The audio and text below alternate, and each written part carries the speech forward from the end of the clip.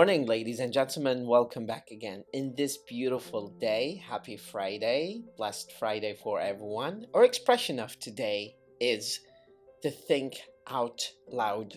د. افكر بصوت. I think out loud, he thinks out loud, she thinks out loud. شلون نستخدم هذا المصطلح؟ مرات انت من قاعد ويا نفسك ودا تتحدث بصوت عالي، دا تفكر بس دا تتحدث ويا نفسك، فيجي واحد يسألك يقول لك العفو ايش قلت؟ فتقول له آسف يعني أنا دا أحكي ويا نفسي. I'm just thinking out loud. أكو بيناتهم فاصلة مو مدموجة الكلمة out loud. I'm thinking out loud. إذا نشوف مثل فممكن نقول take no notice. I'm just thinking out loud. فهذا المثل take no notice لا تأخذ أي ملاحظات. I'm just thinking out loud. أنا دا أفكر شوية بصوت عالي. فهذا المصطلح دائما نستخدمه.